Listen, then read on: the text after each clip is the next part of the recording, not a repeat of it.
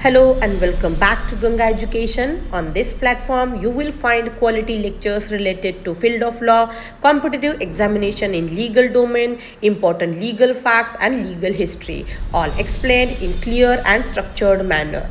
In today's session, we will discuss on important topic under evidence law, that is relevancy of facts. You know, in a courtroom, not all truths are treated equally. Actually, the whole legal system is built to ignore most of them. Today, we're going to dig into the only two kinds of truth that are even allowed inside, and how this really powerful filter shapes what we call justice. Let's get right into it. Okay, so picture this. A crime's been committed, and a trial is about to kick off. You've got the prosecution on one side, the defense on the other, both ready to go to battle. But here's the catch. The court has super strict rules about what they're even allowed to talk about.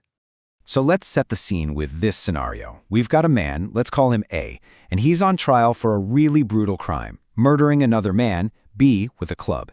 You can imagine the stakes here are about as high as they get. Now, to get to a fair verdict, the court can't just listen to every rumor or piece of gossip out there. It has to cut through the noise and focus. So you got to ask yourself, what are the only questions that really, truly matter? Well, the answer is in what you could call the rules of the game. The law of evidence basically acts like this giant filter, and its whole job is to sift through all that noise and only let the most critical information get to the judge or jury. And here it is, that filter, written right into the law. And the rule is actually pretty simple, but it's incredibly powerful. It says that evidence can only be about two things, and two things only. The first is what the law calls facts in issue, and the second is relevant facts. Anything else? It's out. All right, let's break that down. First up, what in the world is a fact in issue? This, my friends, is the absolute heart of the entire case. So a fact in issue is one of those foundational pieces of the puzzle. It's what the prosecution has to prove to get a conviction or what the defense has to knock down. It's often called the principal fact, or if you want to get fancy, the Latin term is factum probandum, which literally just means the thing to be proved. So, let's apply this to our murder trial. What are the facts in issue here? Well, they're the big central questions the prosecution has to prove beyond a doubt. Number one, did A actually hit B with that club? 2, did that action directly cause B's death? And 3, and this one's crucial, did A intend to kill him? Everything, the entire case, hangs on these 3 questions. But how do you even begin to answer those huge questions? Well, you use the second type of evidence that gets through the filter, this trail of clues that the law calls relevant facts. Now here's what's so smart about a relevant fact. It's not the main point of the case itself, but it points you towards the truth about the main point. Think of it as supporting evidence.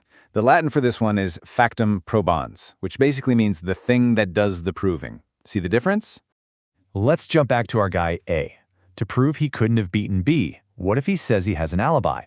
He claims he was clear across town when the crime actually happened.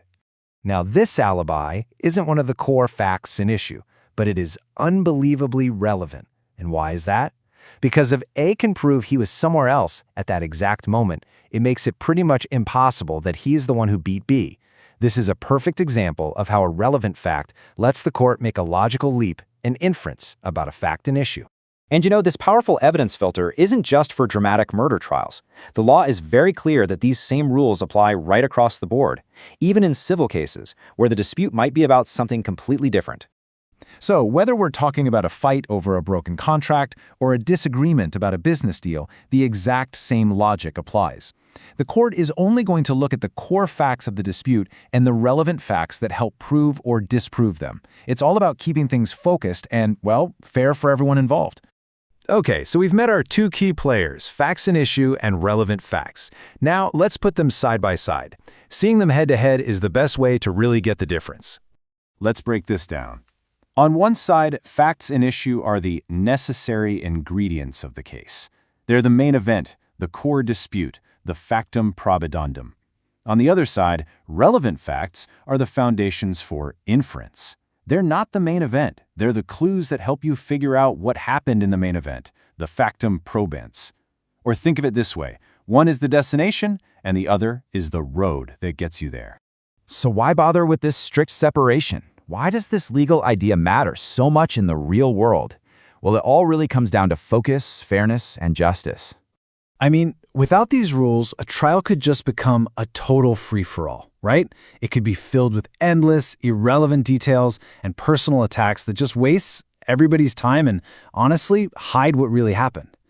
This evidence filter is what keeps our legal system from spiraling out of control. It keeps it efficient, focused, and in the end, fair. And that brings us to one last, pretty deep question to think about. In our search for a focused, fair trial, we create this very specific filter. But does that filter, which is designed to find justice, ever risk screening out some piece of information that might just lead us to a completely different kind of truth? It's definitely something to chew on. Thank you for watching this session. If you found this lecture useful, do like, share and subscribe to Ganga Education. Keep learning, keep growing.